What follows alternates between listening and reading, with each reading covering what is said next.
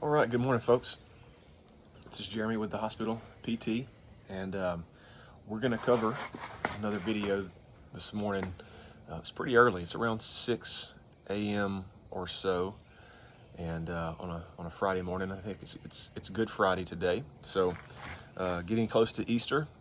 If you garden, it's about time to get things in the ground. If you live in the southern United States, like I do, so. All right, the topic of today's video, and that is the hospital discharging me or my loved one too soon? Okay, are they discharging us too soon? Or we feel rushed. We don't feel like we have all our questions answered. Why are they trying to kick us out the door? And so on and so forth. So if you've ever felt like your loved one was being discharged way too early, guys, this happens. I see this with families every day where I work, okay?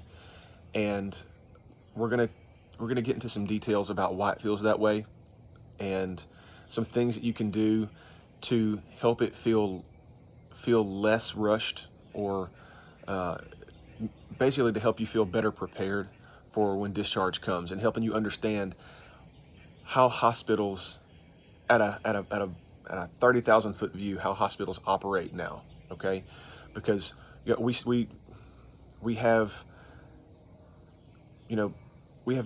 generations of people, right? So baby boomers, Gen X, millennials, and so on and so forth, that we remember a world. I guess technically I'm a zennial. Okay, I'm an older millennial, and we remember a world, and everybody that's that's older than me, where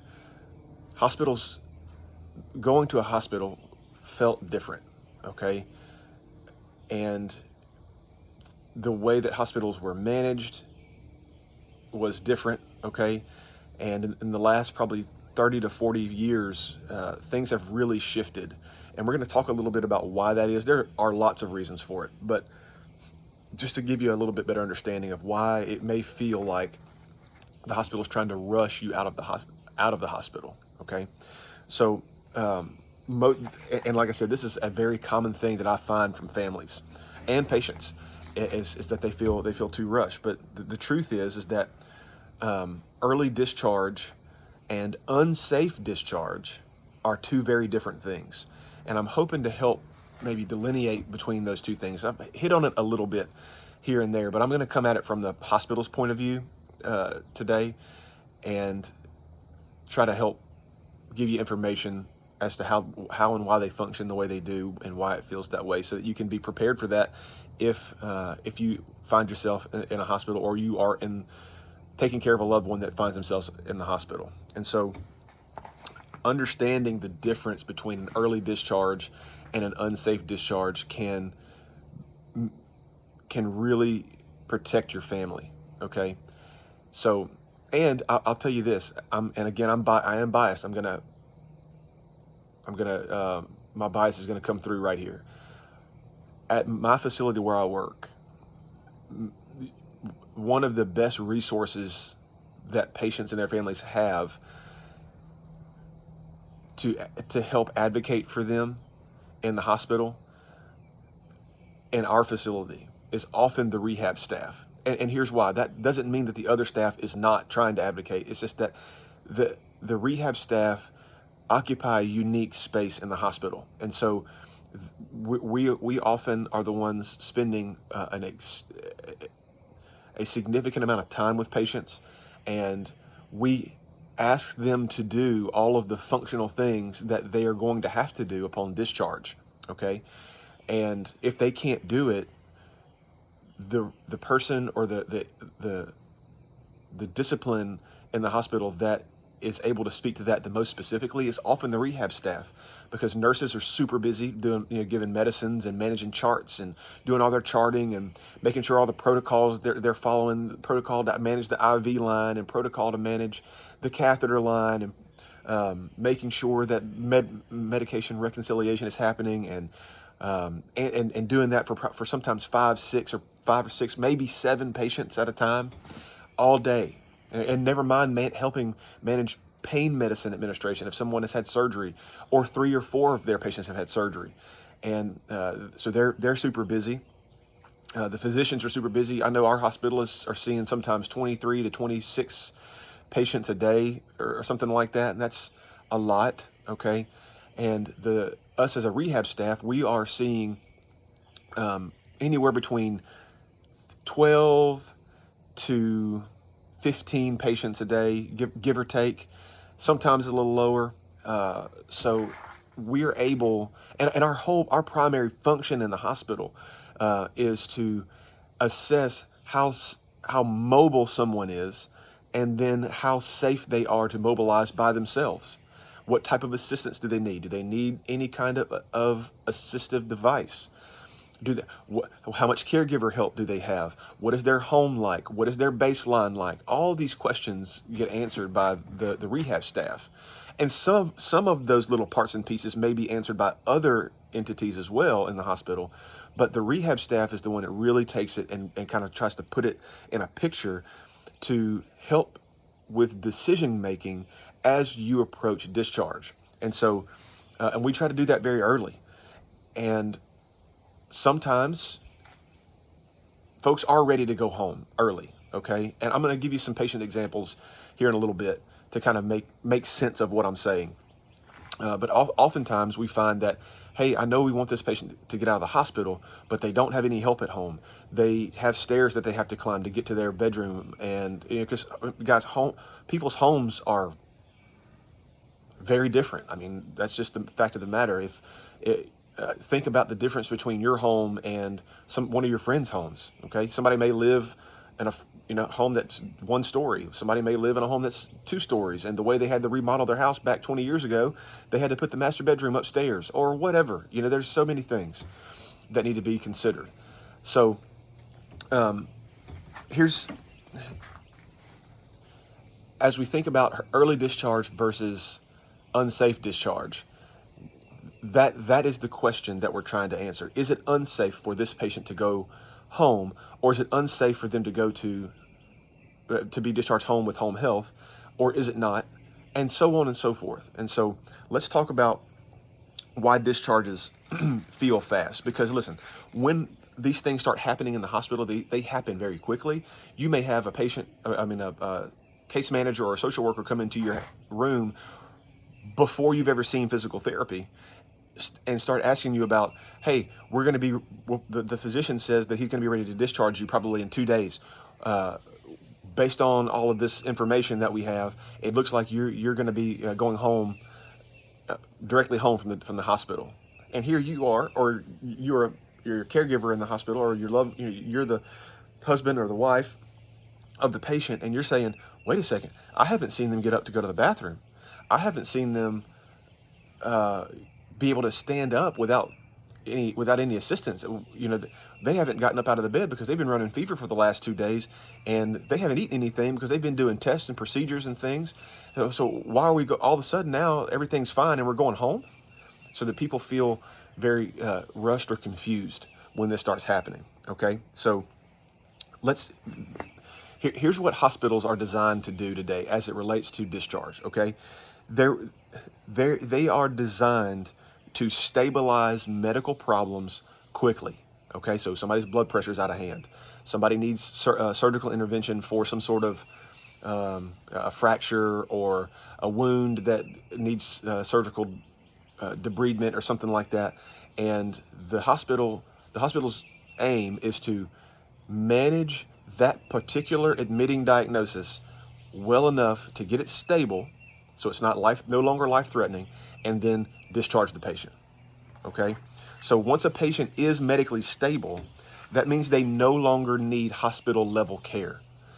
Okay, let me say that again. Once a patient is medically stable, that means that patient no longer needs hospital level care. So you don't need the constant supervision from nursing. You don't need physician oversight, at a moment's notice. You don't need surgical intervention to deal with some life-threatening problem, and so on and so forth. Okay, all of your lab values are managed and dealt with. All of your imaging studies have come back better. Your chest X-ray, because that is assessing the status of the pneumonia, looks improved, and your ability to maintain your oxygen is improved, and so on and so forth. So once the hospital and the care team that is taking care of you or your loved one, once they have determined that you are medically stable, they are going to start really pushing for discharge, because they, from an insurance standpoint, they may not get paid for any other days after you have been determined medically stable. It's more convoluted than that. It's more complicated than that. But in essence, that is what the hospital is trying to do.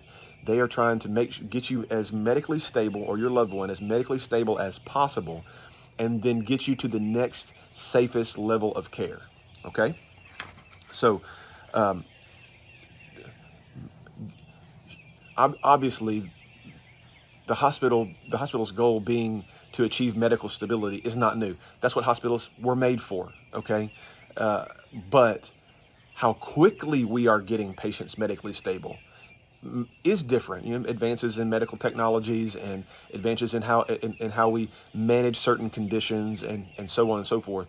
They have become a little more efficient most of the time, and medicines and processes in hospitals have become more efficient, so that in general patients are starting to get medically stable sooner.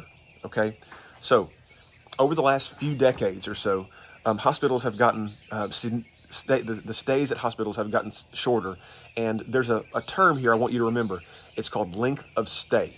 Okay, and that is a very specific term that is used in hospitals now to kind of help them manage the way and the amount of time a patient stays in a hospital. So a hospital's goal for every patient, number one, is to achieve medical stability, period, the end. Right behind that is they want to decrease any given patient's length of stay as much as possible while achieving medical stability. Okay? So they want to make sure you're medically stable. And then right behind that, they want to get you out of the hospital as soon as possible. And there are good reasons for that. The longer someone stays in the hospital beyond what they must, the more likely it is for other complications to start taking place. And that is a well-documented phenomenon at this point, that, you know, inside hospitals, patients don't move around like they should. The risk for pneumonia and blood clots and other things start to increase the longer someone stays in the hospital beyond what they must stay. And so that's something to keep in mind. Okay. Now, we touched on maybe why length of stay is decreasing. Okay, well, that's better medical treatments, more efficient medications. Hey, the facts of the matter are that there are lots of pressures to reduce cost. Okay, the Centers for Medicare and Medicaid Services, they have initiatives across the healthcare continuum that are aiming to reduce the cost burden on Medicare and Medicaid. Okay, and that means that there's been a shift towards getting patients out of the hospital sooner and getting them to the next level of care that they need quicker. Okay, so what does that translate into when you're sitting in the hospital, or your loved one sitting in the hospital, and all of a sudden everyone starts talking about discharge? You start, like I mentioned earlier in the video, you start to feel maybe a sense of panic. On the other side of that spectrum is you may be really thankful for, saying, okay, finally I'm getting out of this place because food is terrible. Okay, but we have to remember that we are. What I'm trying to help you guys think about is, okay, what's safest? All right, so you may feel rushed, and you may feel confused. You may, and in addition to that, you may feel like, well, at least we're getting to go home, or something like that. But home may not be the safest discharge at that point. Okay, and that's where the rehab staff comes in, and the rest of the care team. So now, so what is the system? So the the hospital, the insurance, the care team, what is everyone actually trying to decide, okay? And the question is, does this patient need or require hospital level care anymore? Okay, they're not trying to answer the question, is this patient fully functional at home? Are they safe to go home? That's not the question they're answering. The hospital is answering, is this patient medically stable? Okay, and that's where confusion happens, because you're sitting there looking at the patient and you're saying, I haven't seen them walk yet. But the physician comes in and says, hey, this patient's condition is medically stable. We're ready to discharge home. All right. So now what does the data show? What does the data show? And it shows that patients sent home with home health, this is for Medicare patients, okay? 17 million Medicare patients. And they looked at what happened after discharge. And it found that patients sent home with home health had a 5.6% higher 30-day readmission rate compared to those that were sent to a skilled nursing facility. Now, this data is very general. It covers a lot of the population, okay? It's not covering specific subsets of populations. And Medicare recently has instituted a new initiative that says that for certain subsets or subpopulations of patients, most of them are post-operative. The initiative is try to send them to either home with home health or outpatient therapy because of some other data that has been accumulated over the last 10 years or so. Okay, but for across medical diagnoses and across patient populations, patients sent home with home health had a 5.6% higher 30-day readmission rate compared to those that were sent to a skilled nursing facility. And here's the simple reason for that. If you think about it, if you go home with home health, like we've covered in the other videos, you're not going to see a practitioner or a clinician every day, okay? In a skilled nursing facility, you will. And so you have more skilled clinicians looking at the patient every day and managing that patient's care in general. There are some horror stories when it comes to skilled nursing facilities out there in the world. I'm fully aware of that and hear them often. But in general, there is more supervision at a skilled nursing facility than at home, okay? So at the same time though, home health cost is significantly less for Medicare, okay, than skilled nursing facility, and certainly costs less than inpatient rehab, okay? So Medicare, from a Medicare standpoint, they're trying to walk that line of, okay, we're trying to reduce cost while giving this patient the things that they need. And oftentimes it can feel like those two things are at odds. Like, you know, it may feel like, oh, they're just wanting to send us home because it's cheaper. And it can feel that way sometimes. I will be honest. And so that's why my other videos are important, because if you feel like it's unsafe for your loved one to go home, and the therapy team is saying it's unsafe for your loved one to go home, but the hospital is really pushing for home discharge, you have options and resources available to you to help contend that process. Okay, that's my check out my why insurance denied rehab video. Check out my appeal video in the last, I think it's the last 2 videos or so. So the system in general. So like I said earlier, hospital, insurance, and all those parties interwoven in there. They're trying to constantly balance cost, safety, and the appropriate level of care. And honestly, guys, sometimes those things just don't align. Okay, and you need to be equipped and ready to push back against some of those things if you feel like the hospital is pushing too hard. I'm just trying to help you understand why it feels rushed and why things can feel confusing, and why does the hospital feel, why are they pushing so hard to get us out of the hospital, or why does it feel that way? Okay, now what do we do when discharge becomes a problem? Okay, what happens? And so the reality is that oftentimes discharge is not the problem. The mismatch in is this patient safe to go home is the problem. So from the hospital standpoint, the condition may be managed very well, and the patient is stable. There's no imminent threat of decompensation or death, and that's why you went to the hospital. The problem comes when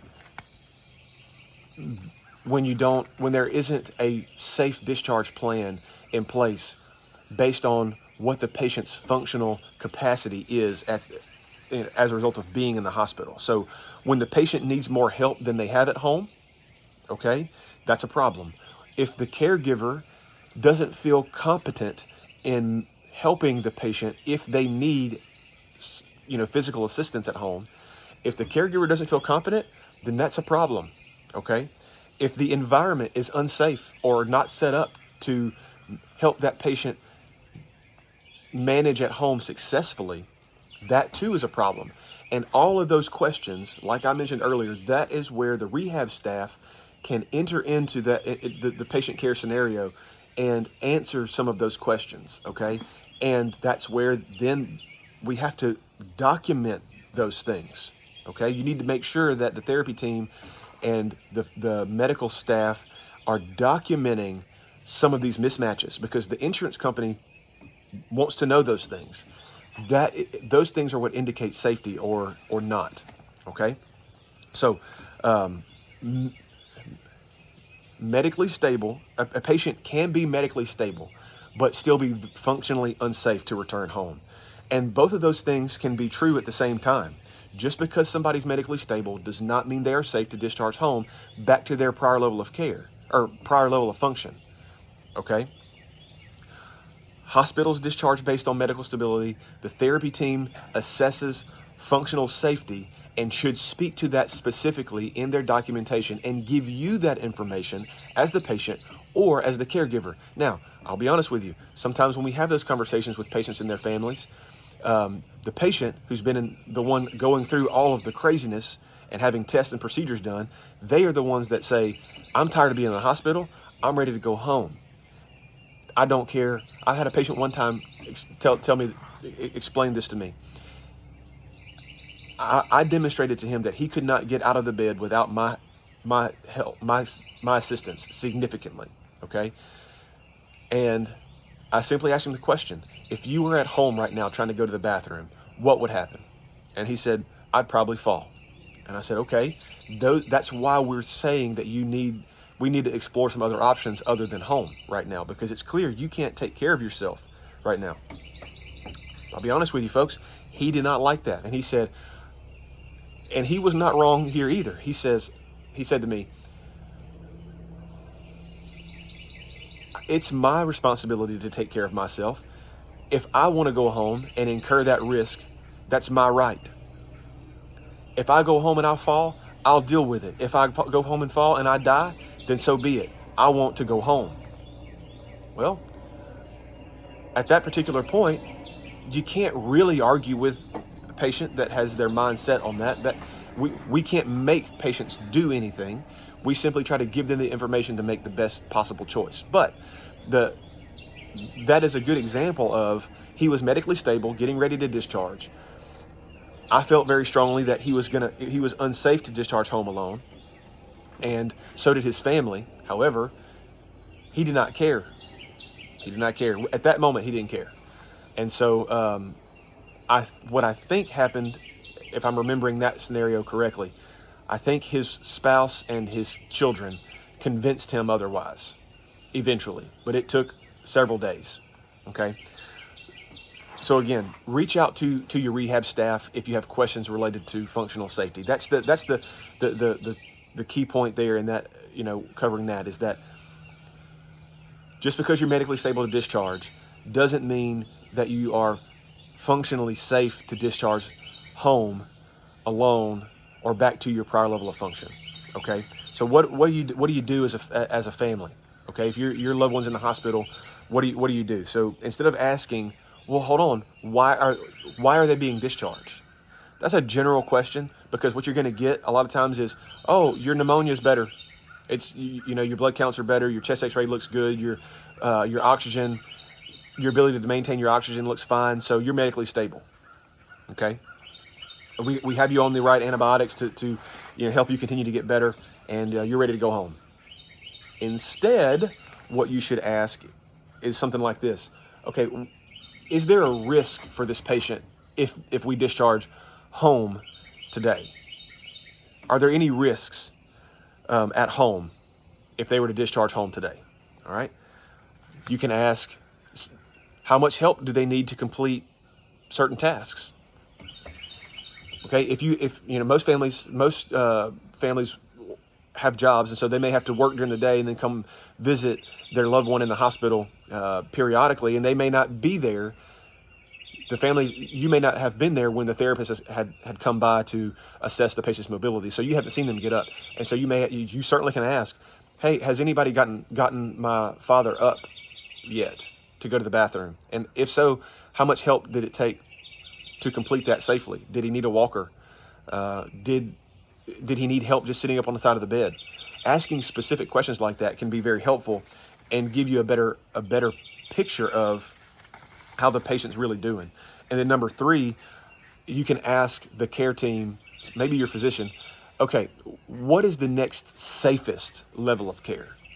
What is the next safest level of care to help them continue to get better from whatever condition that got them admitted to the hospital, and also to make sure we get back to where they can take care of themselves if they were living at home and doing everything for themselves beforehand. When you start using words like safety and risky and so on and so forth, that gets clinicians' attention. Okay, that gets insurance's attention, that gets hospitals' attention, and so those questions can really shift the conversation a good bit and give you good information and give you some leverage in how to express your concern. Okay, so to wrap us up, I'm going to share with you some things that I've found in our facility. Okay, and they're going to be uncomfortable realities for folks to hear.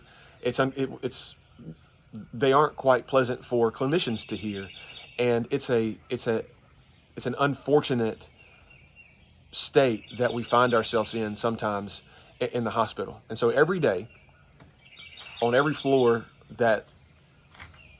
every med-surg floor, what happens is that we have what we call multidisciplinary rounds, and that is a round where the physician, the nurse, the physical therapist, the pharmacist, sometimes respiratory therapy, sometimes dietary, the dietitians are there, and the case management and social work teams are there, and we are there to discuss what are the barriers to discharge for any given patient. Okay, and guys, I hear all manner of craziness when it comes to pushing discharge for patients.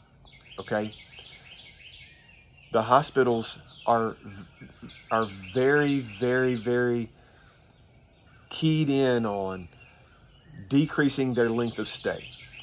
Okay, because as their length of stay decreases, their ability to remain profitable increases, and that is regardless of if you work for a for-profit hospital or a non-profit hospital.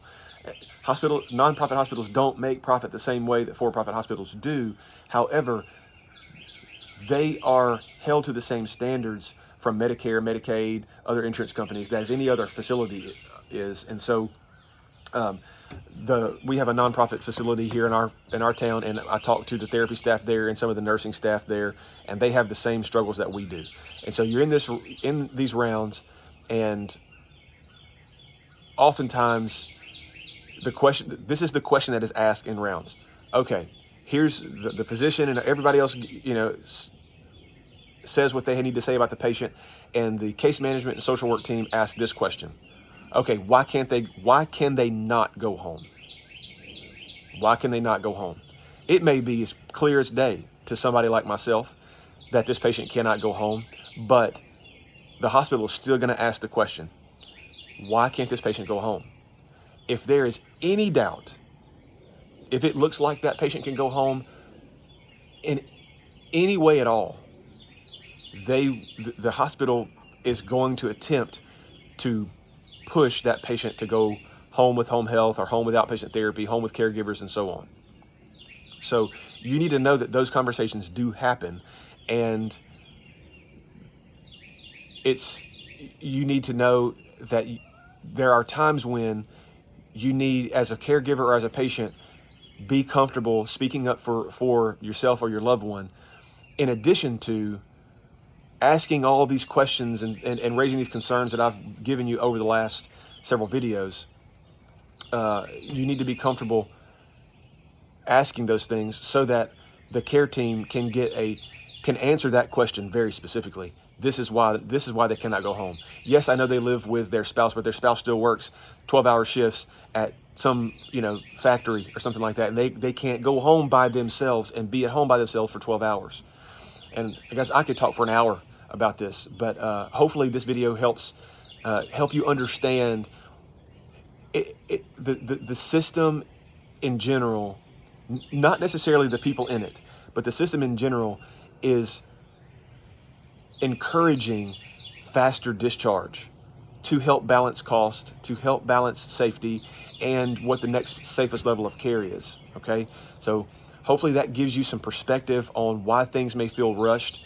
Listen, I'm trying to give you things to be prepared if you find yourself in the hospital, or if you are in the hospital now, or you have a family member or a friend or something that's in the hospital. You can help them be prepared for this kind of push towards discharge because of because they've achieved medical stability for whatever the hospital's managing. So hope you found that helpful, guys. And listen, we're going to be in it for another couple videos as far as these caregiver videos are concerned, or safe discharge videos are concerned. So stay tuned for more. Remember, look, this is my slogan these days, and it's never more apparent. And I tell all my patients in the hospital this same slogan, okay, or motto, if you will. That sounds really official. It's just something I tell them, and it sticks, right? So, and that's to remember, you can't go wrong getting strong. Until the next video, guys, this is Jeremy with the Hospital PT. Take care.